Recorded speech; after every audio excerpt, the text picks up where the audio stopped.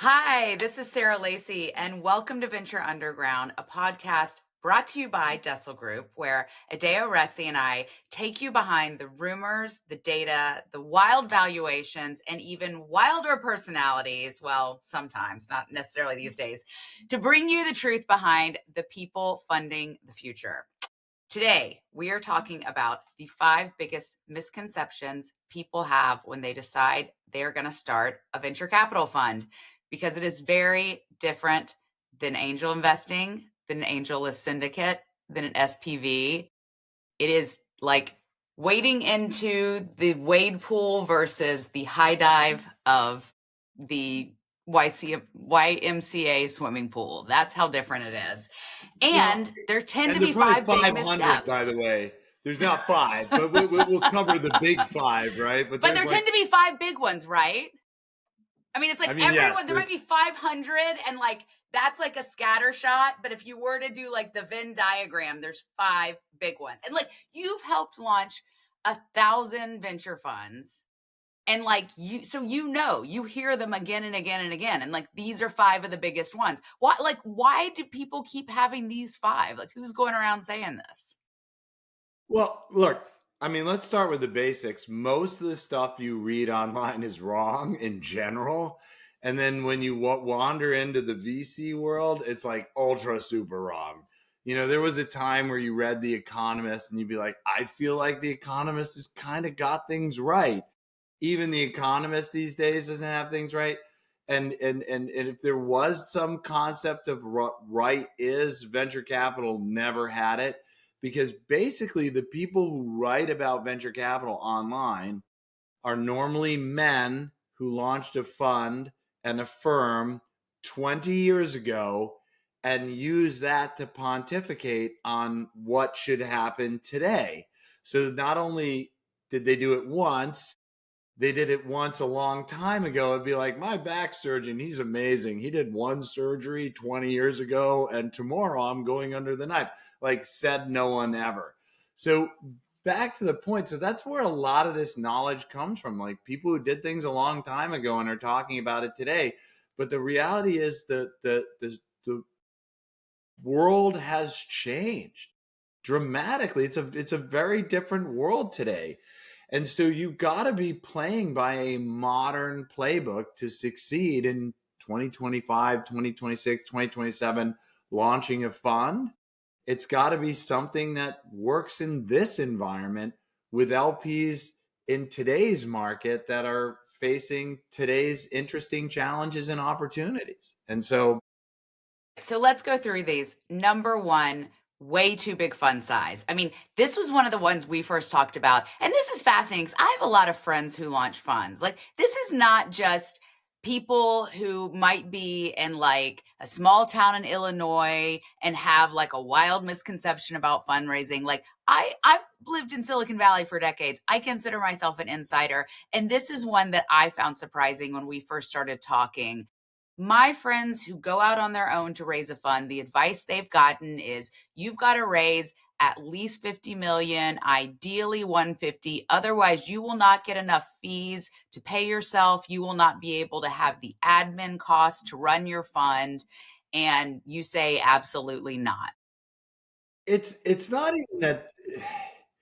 Look, like all advice, there's some granules of truth in every piece of advice, even if the overall advice is wrong. So, yes, if you have a larger fund size, you have more money to do stuff with, more money to invest, more money to live on, etc.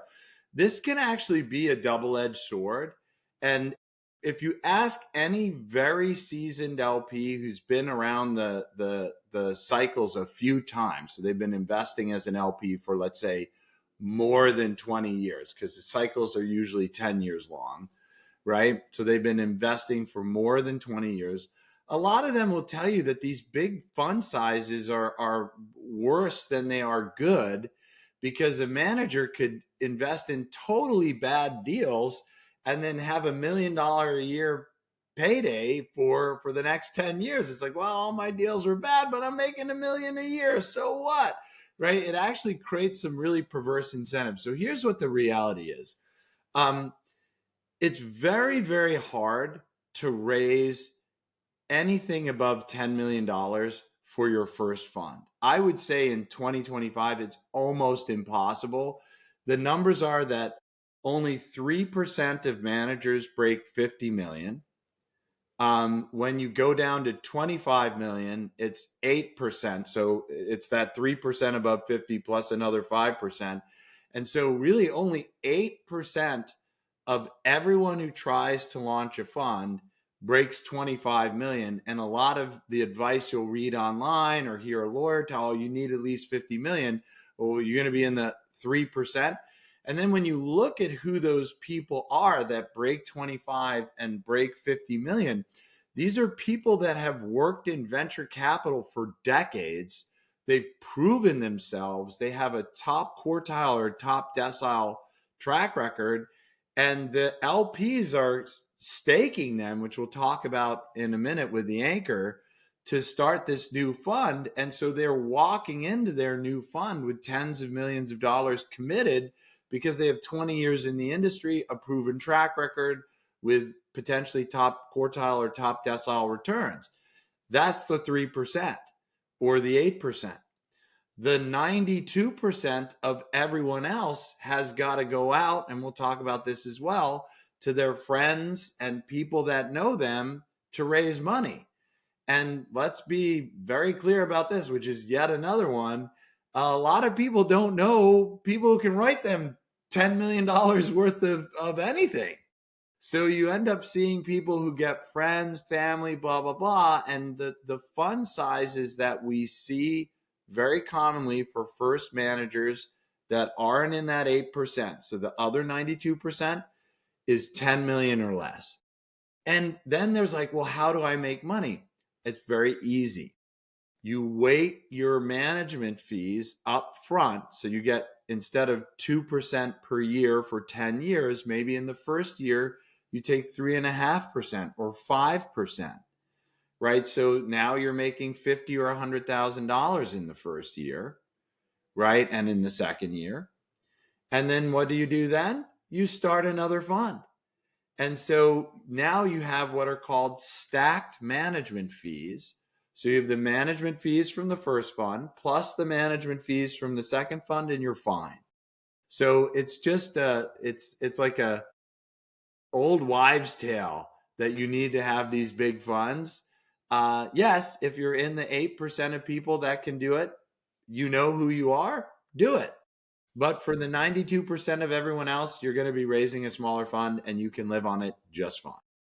Well, and the thing that I love is friends of mine have experienced this. When you try to raise that 50, it's going to take you years. Whereas if, particularly if you go through a program like VC Lab, you can raise a $10 million fund. You can certainly do a first close in what, 6 months on average. 4 months. The average is 4 months right now. Yeah. Yeah, you start investing out of it, you start building your track record, and within the same time period, 4 or 5 years, you probably have 50 million under management. So you get the same amount under management if you're not that 3%, or maybe even if you are, that you Yeah. would get under management. You're getting to the same goal at the same time period, right? And you're investing and building a track record sooner.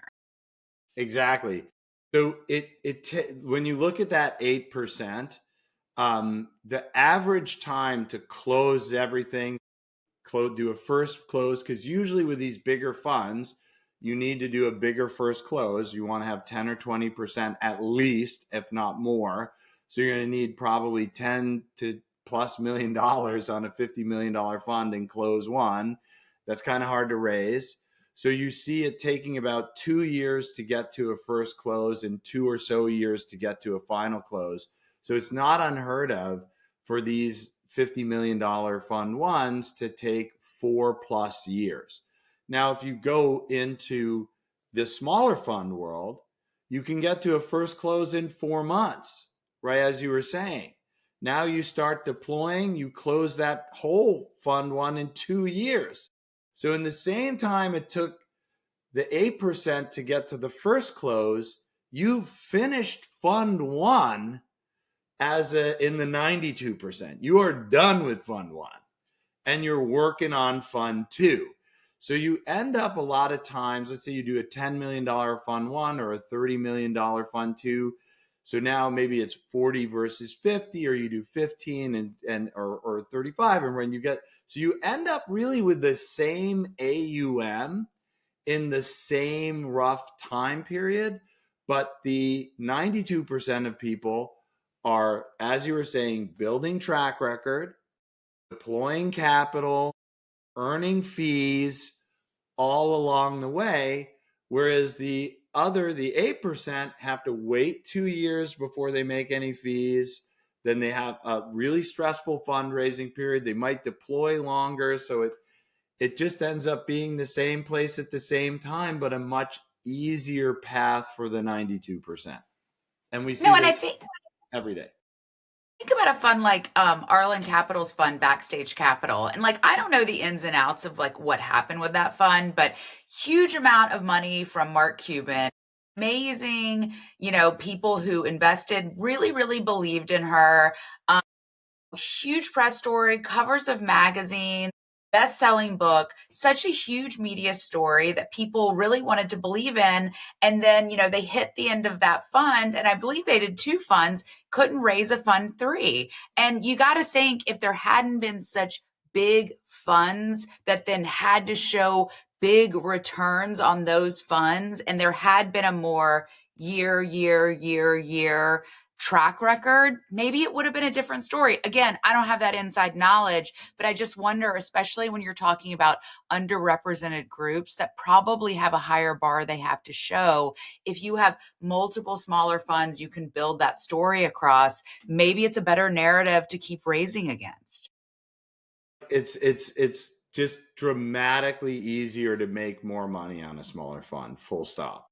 And if you're a smaller fund investing early and you time things right, you can get multiples within 2 years that look really attractive. We talk with funds that have a 2x on their fund or a 3x on their fund.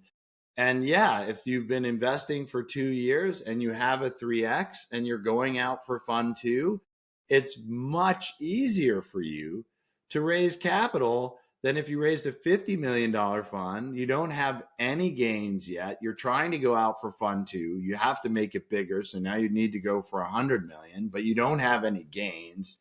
It's really tough. So it's just look, it's not a modern strategy to have a big fund one. And let me just bring up another misconception, because those 8%ers, most of them have what's called an anchor LP, but not all. But more than 92%, because not all the 8% have the anchor LPs. So let's say 95+% of all modern venture capital firms do not have an anchor. Yet if you read online, you talk to a lot of lawyers or whatever, they'll say, oh, just get an anchor. So let me tell you what the history of an anchor is and why it really isn't relevant in the modern world.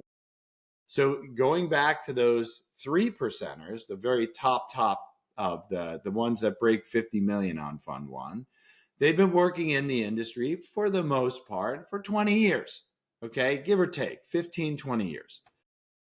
Most of them have become a partner working their way up, and they have some winning deals that are returning things like top quartile or top decile.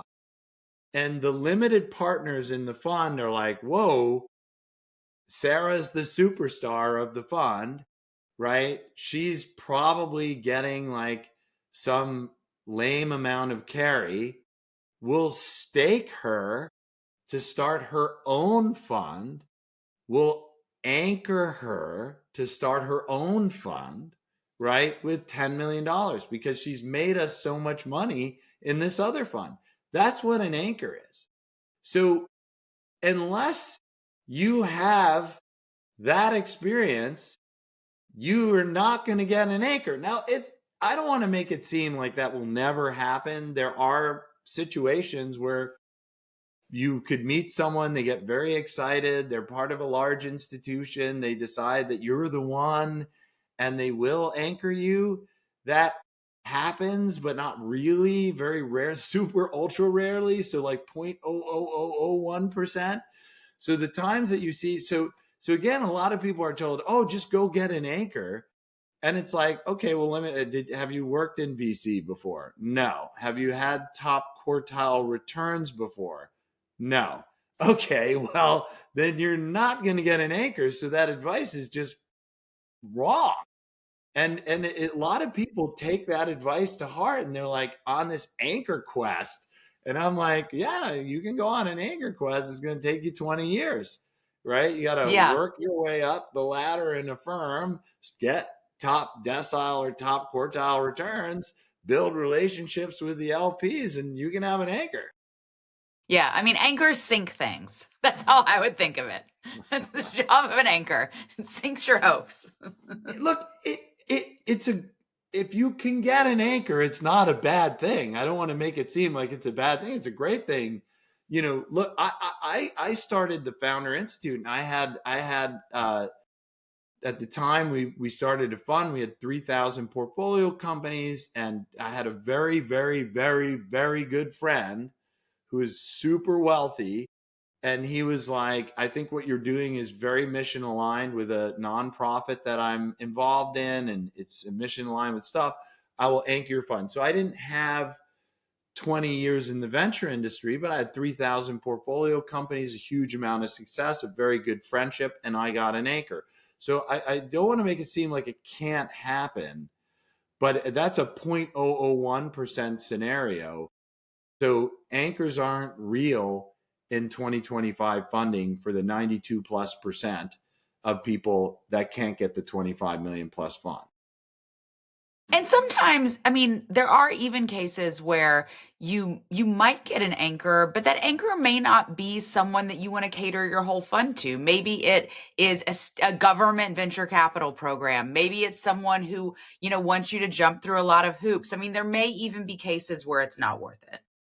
No, most anchors are bad. But my anchor ended up not being the best. And he was a great friend of mine, but he had money managers and they messed things up. I would say, you know, uh, for every story of an anchor doing a good thing, there's probably two stories of an anchor doing a bad thing. And sometimes it's a consciously bad thing and sometimes it's an unconsciously bad thing. So they're kind of a bad way to go. And this like is a great segue into another third big misconception, by the way, that people have, which is like pitching random people, pitching random LPs on the street, and they're just going to get lots of money. And like, which even brings the fourth misconception, which is just being able to go out there and talk to anyone and everyone. So let me cover both of those too. So you in my experience, which is vast, most of the money that comes into your first close, which separates you from the pack. So there's something in the order of 15 to 20,000 people a year that proactively pursue launching a venture capital fund. From that, about 500 actually succeed. So when you get to a first close, you narrow yourself from, call it 15,000 on the low end. So 15,000 people, suddenly you're one of 500. That is such a magical leap that it's dramatic. You get taken seriously by the entrepreneurs, you get taken seriously by other LPs. When you're just out there with an unclosed fund, no one takes you seriously, right? So if you look at then who comes into that first close, because that's the moment that separates the 15,000 to the 500, what is this magic thing that happens? It's people you know. Okay. Very simple. It's not randos it's not like Michael Dell that you met at some conference. It's not like this Saudi Arabia PIF or like the Sovereign Wealth Fund of Malaysia. It's none of that stuff. It's people you know. And the reason is it's such a big risk to take you from that 15,000 to 500 that most of those big guys even if they are going to invest in your first fund, which most will not, even if they are, they don't come in the first close. They're like, look, we'll make an exception. We'll come into your first fund, but we're not coming into your first close. Like, you got to do that on your own. So it's people that you know. And this is a huge misconception, because people are like, oh, I've been pitching LPs. And no one will say yes. I'm like, well, okay, you haven't closed your fund, so of course no one will say yes. Like, uh, I wouldn't say yes, right? I don't know anyone who would say yes. So like, no shocker there. And then they're like, they throw in the towel because they've pitched, hundreds of people they don't know, and they're not getting any traction. And the reality is that every fund that I've closed, every fund that I know of closing, most of the money in the first close comes from people that the manager knows. That doesn't, there are exceptions in that, upper cases, where like that top 1%, where if you get a big institutional to anchor your fund, they might call a buddy and be like, I got this hot new manager. He's spinning out of Sequoia. We're going to put 10 million in. Do you want to put 5 million in? Yeah, I'm in for 5. So that does happen at the very highest echelon. And so it's possible you can do a first close with some people you don't know.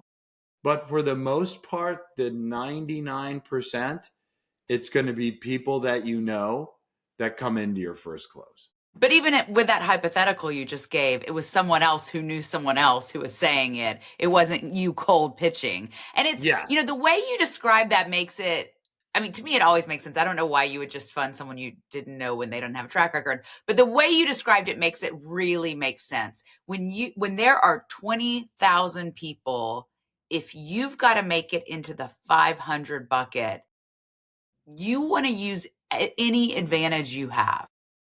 And the advantage is going to be people who already know you, because all you have to do is get from this 20,000 pool of people to this 500 pool of people. And then you are pitching in a much less competitive pool. Then that's when you want to go after all the people who don't know you, because you're competing with like this bucket versus this bucket. Right. And by the way, you can't, as I said, if you go to the people that don't know you and you haven't closed yet, it's definitely going to be a no. I mean, you can get lucky. Like, I can tell stories where I've gotten lucky, right? Usually after I've done a first close, but like, I've been like, oh, like I had a bunch of 7 Mexican billionaires that invested in my fund. And mainly because one of them did. So one came in my fund. He's like, I'm gonna get my buddies, blah, blah, blah, blah. And then I had all these meetings. And then the next thing I know, I had 7 billionaires in the fund. They all put the same amount, by the way. And I really only knew one of them pretty well. But I got, 6 others because of that connection. And so back to your point, like, yeah, you can be part of an angel network or part of an alumni network, and you can get someone in the alumni network that knows someone else who came in. Yeah, that can happen. It happens a lot more after the first close.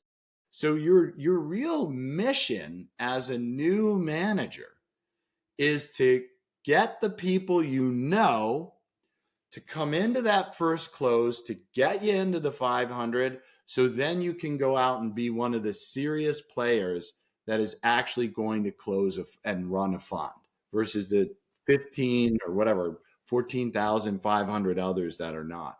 And I just wanted one other misconception, Mm-hmm. Sarah, about pitching. So this is another thing that people really make a lot of mistakes about, and I understand, because there are rules all around the world called general solicitation laws. They go 506C, 506B. They have more precise legal terms, but generally speaking, they're called general solicitation laws. And they prevent you from going out and advertising that you're offering, positions in your fund.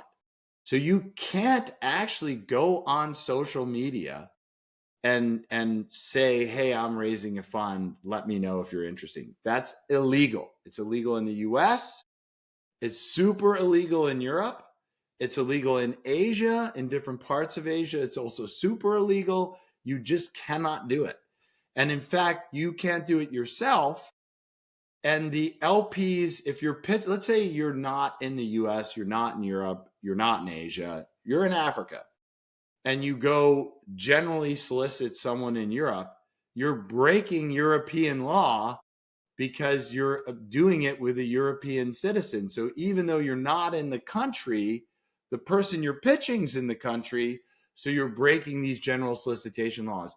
And so what are the criteria legally to pitch someone? Okay, this is the crazy part. Number one, you have to know them. Shocker. Uh-oh. So like you have these managers going around and being like, I'm trying to pitch these people, I don't know. And I'm like, have you ever thought that that's illegal? Like, no. Oh. And the second criteria is you have to have some reasonable assumption and belief that they're wealthy. So you can't just pitch poor people that you don't know or poor people that you do know. You have to pitch wealthy people that you know. And so it's even illegal to go after these strategies of running around trying to find LPs. Now, the workaround to that is kind of straightforward. You spend some time to get to know the person before you pitch them, right?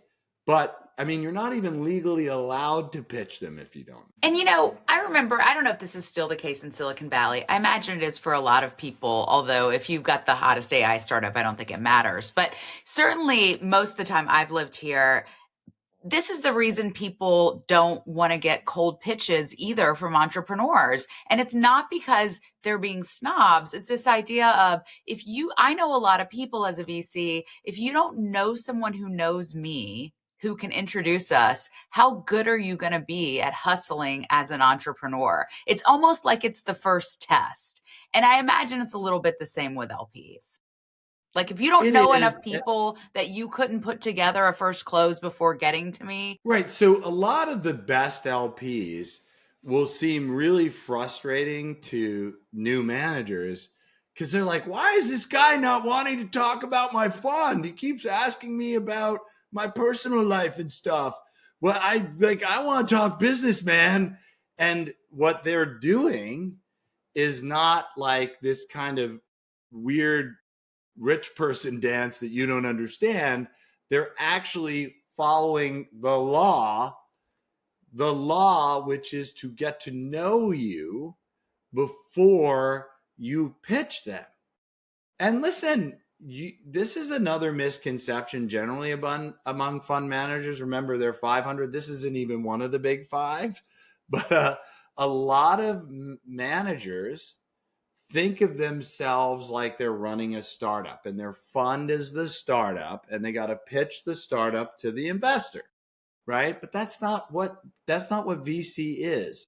You're a money manager. So the limited partner is your client, your customer, and your startup or the thing that you're pitching, the product, are the startups you're going to invest in, right? Which brings me to probably maybe the fifth one, which is how important your thesis is, right? And because you're dealing with these people who you're going to manage their money to invest in companies, you're not pitching your thesis, you're discussing your thesis with a limited partner to get feedback, right? You're not selling them a startup, you're managing their money, right? So you're like, hey, LP, I've got this amazing deal flow that I'm going to invest your money in. And here's how I'm thinking of doing it. What do you think? Because I'm managing your money. Oh, I think that's really interesting. Tell me more. Well, sure. Well, here's the type of stuff I'm seeing. I'm thinking of doing it like this. What do you think of that? Oh, I think that's really interesting. But have you thought about taking more equity positions? We have thought about that. Let me tell you what I'm thinking. I'd love your feedback though. So you got to have more of a dial. You're not selling them. It's not like a used car. It's not like, hey, it's got only 10,000 miles on it. It goes really fast. It's like, it's a It's a dialogue. service business, really. It is, yeah. I mean, you could, yes. I mean, yeah, definitely yes. There's no question about that. I don't know if I would look at it like McKinsey, where you're totally at, because they are the thing is, it's, you can look at them like a customer, but they are in fact called a limited partner for a reason, because you don't want them making investment decisions because then they lose their limited liability, but you do want their feedback, right? Like, do you think this is a good strategy? What could we do differently? Do you have any deals you would recommend that we look at, right? You want to engage them. Yeah, both of those words are important, limited and partner.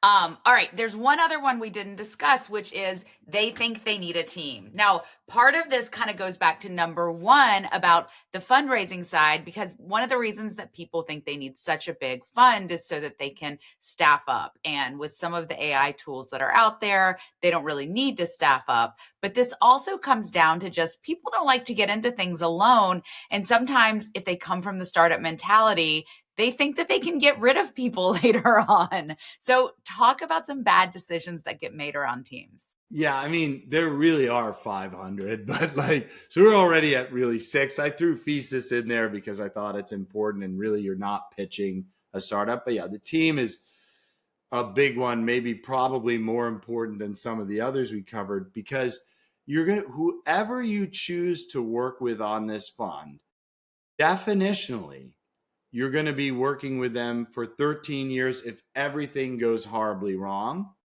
right? Because once you start deploying the money, um, you're in these startups together. You could try and separate. By the way, every time a team separates, the fund just disintegrates. I've never once seen a fund. So it has nothing to do. So let's talk about, a lot of people think, oh, like a co-founder of a startup. No, no, no, no. Co-founders of startups are also very difficult. You're in a long-term relationship, probably call it 3 to 8 years. And if you're really successful, it can go further, right? But call it 3 to 8 years. With a venture fund, you're talking really 13 to 20 years. So you're really an order of magnitude more time together that's required to go anywhere. So you really have to, I like to say that you need to know this person for at least 5 years and have worked with them once before. This is not someone you go into a 3-month program and you find the person you're going to work with on a venture fund. It's such a long-term commitment. You really have to be, hey, we're going to link arms and go after this opportunity, and we're going to have old kids by the time we're done, right? Because it's that type of time horizon. And so you were talking about like why it's so important. It's also not only because of the duration, but God forbid something happens. It makes a bad startup breakup look like, a wedding party in Cabo or something like that. I mean, these are terrible. The LPs are like, I don't want my money with you. I invested in her, and or it just, and the companies, it's just It's a horrible for mess. the companies. I had someone on my board who was a VC who was part of a split, and a really ugly split. And it's terrible to be an orphaned company in the middle of that. And it's like, you're a good company and like you didn't ask for this. I mean, it's bad reputationally for everybody. Well, they can't make a decision, right? So if the partnership is falling apart, right? And let's say you need to go and get their approval for something, who can approve it? Right? It's falling apart. Who's the approving partner? I don't know. Like, how much do you own? I own this much. How much do you own? Well, I guess he could approve it, but we're fighting, so everything's in limbo. it's really just a disastrous thing. So you have to, and unfortunately, one of the great things about the VC Lab Accelerator program is we're like, bring your co-GPs in. No, we know venture partners, no principals, nothing like that, just co-GPs. And I got to tell you, Sarah, it's something like 70+%. We were estimating it the other day. It's over 70% of the co-GPs that come in split up when they're put under pressure of a simple accelerator program. Imagine now you're put under the real pressure of running a fund where you may not hit your desired fundraising level, or you have a company fail, and it's the stresses and pressures of a fund are 70% split up? What day 1 or day 20? Like give us like some examples of what. I mean, it happens all the time. I mean, okay, I'll give you. I mean, I'm watching a split up happen before my eyes right now in cohort 19, because I was one of this managers was like kind of being mouthy with me and talking about his other partners. He had kind of a big partnership. So then, I'm like, okay, well, what type of fund are you doing? He had no idea. So he had to go to his other partner to figure it out. I'm like, I didn't ask him like, hey, I need you to solve the quadratic equation for blankety blank. I was like, what type of fund are you running? And they're like, wait a minute.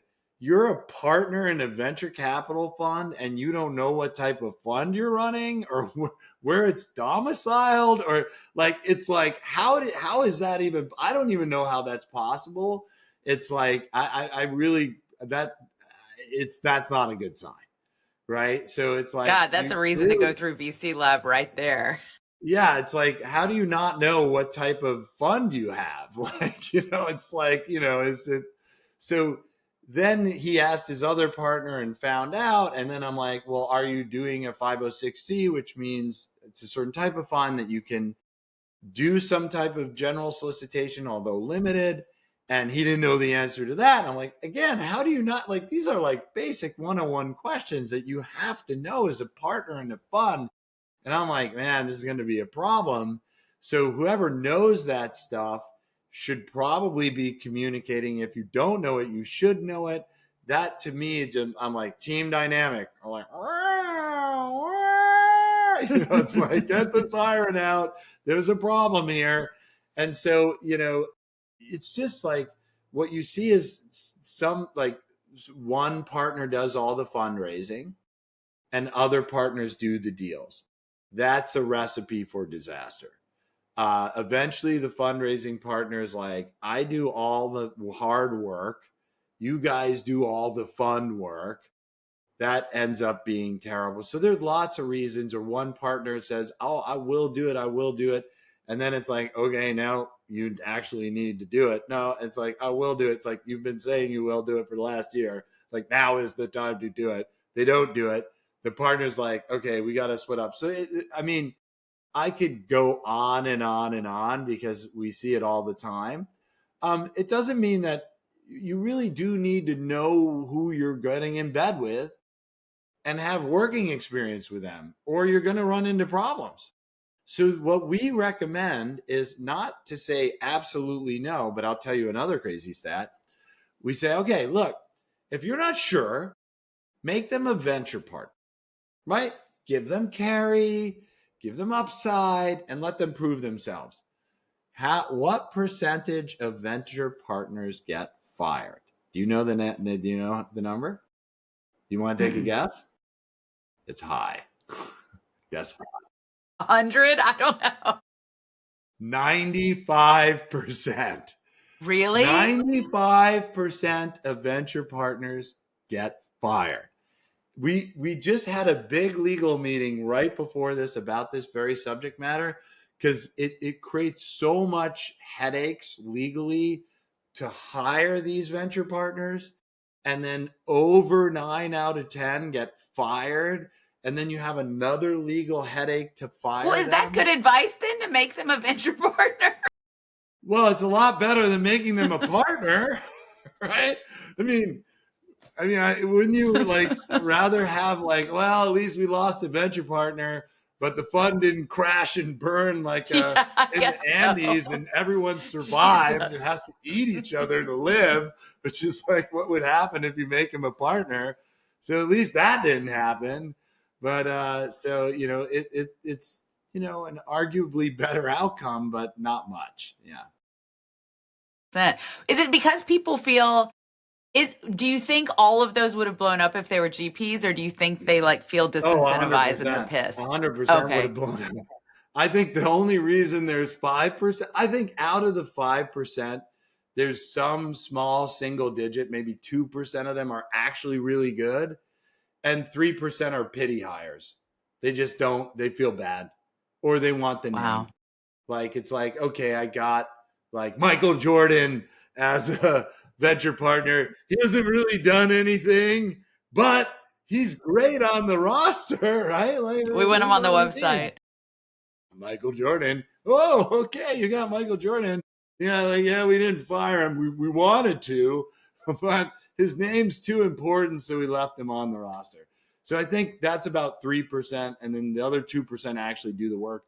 But what ends up happening is the 95% of them, they're like, okay, you're gonna help with this, you're gonna help with that, and they just don't do anything, or they don't deliver enough value to be worthy of the carry. Wow. All right. So, one of the reasons we decided to tackle this week was we just had a new cohort start.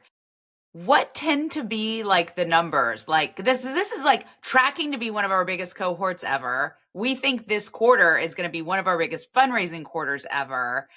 We're macro seeing really good stuff, but like of how many people come in, usually how many graduate, when do you get a sense of how good a cohort's going to be? Look, so we start with, let's say, roughly 350, give or take, right? We cap it at 350, but just the way we accept people, sometimes it comes in a little more, sometimes it comes in a little less, right? It's hard to say where we end up, but it's usually around 50 to 70. And so the rule of thumb that we've basically realized is like almost gospel is that 1 in 5 people succeed in launching their fund. I have no idea how this 20%, it's like a weird Pareto distribution. If we do really strict admissions, it's 1 in 5. If we do really loose admissions, it's 1 in 5. If we do office hours with everyone in the program every week, it's 1 in 5. If we're kind of hands off and let people go at their own pace, it's 1 in 5.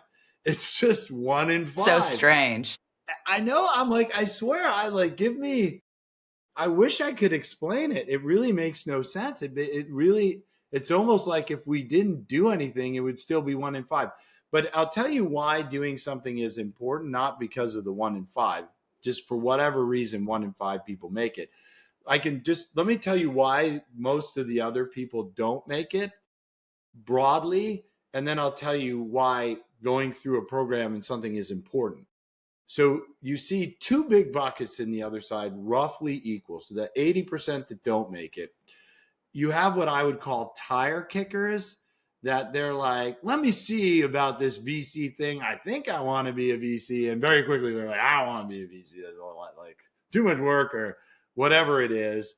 They make a very quick decision. They don't want to be a VC and they're out. So they're kind of tire kickers. Then you have people that genuinely want to be a VC that are doing everything to be a VC, but they're just not doing enough. Venture capital is a momentum game. Okay. Sequoia gets great startups because they've gotten great startups, right? Sequoia raises a lot of money because they've raised a lot of money, right? It's a momentum game. You get great startups once you get great startups. You get more money once you get more money. So you kind of have to get that momentum. And if you don't put in enough work to get the momentum, you kind of stall, right? And you'll never get the fund off the ground. You'll never get the best deals, et cetera, et cetera. So there's about 40% are that tire kickers. Another 40% just don't put enough effort in to get the momentum. And that 20% are the people that put enough effort in, that really care, that work, etc. And the program is useful because running a successful fund is difficult. It takes usually an apprenticeship of 10 to 20 years to learn how to be a venture capital. There is a good venture capitalist, so there is certain things that you or are certain things that you need to know. And you can either learn them the hard way with the 20-year apprenticeship or by going through some type of program or making a mistake. But the problem with venture is that a lot of those mistakes are deadly. If you go generally solicit, it's illegal. In Europe, you could go to jail. It's well known. You can just look, be like, oh, I see you got an article written about yourself while you're fundraising. That's illegal. Like, caught. It's like not that hard to figure out if you break the law. So, it's so, and then you'll never get big LPs because they're watching you break the law, but you may not know that that is the law. So, you really need to go through some learning experience so that you can avoid these deadly mistakes and come out with a successful firm and fund. Last question. There's no one in that 40% who just sucks, who just isn't good enough to be a VC? Look, not in VC Lab, right? VC Lab we'll cross 3,000 applicants for, I don't know where it's landing because we're still in admissions for the current cohort, and we're going to take in 350. So we're in the 10% range, right? A little more, maybe a little less, but in that range. And then of that, only 20% get to the bottom, right? 1 in 5. So, you know, we take risks on people. I don't think they suck, right? But we'll take young people in their 20s that want to start funds. We'll take people that don't have like the pedigree background that you might expect a VC to have. So we definitely take risks. We don't want to be a gatekeeper ourselves, but Mhm. the caliber of people that we're choosing are very high. They're highly accomplished, thoughtful, even if they're young. They might have led the entrepreneurship group in their college and started a little angel fund with their peers. And these are accomplished people that really want to make the world a better place. I think when you look more broadly at the thousands of people that look to start a fund every year, 10 or 15,000 plus, yeah, there are definitely some people that probably should not be doing it. They don't have the background, the education, the proper anything, right? They Mhm. think it's cool. They hear about it, and they're like, "Oh, I should be a VC." It's like, eh. So I think in the 15,000, there are definitely some of those. But for the most part, if you want to be a VC, I feel you've got something going right in your life and you really want to make a big impact, right? So it tends to attract a higher caliber person than you see in other areas. Well, hopefully that's inspiring words for the new cohort. If you made it this far, you don't suck. No matter which of that 100% you're Best of the in, whether you're best. in the 10, the 20, or the 20, you don't suck. All right, let's leave it there for this week. We'll be back next week with more secrets we're unearthing. Bye, everyone. Everyone.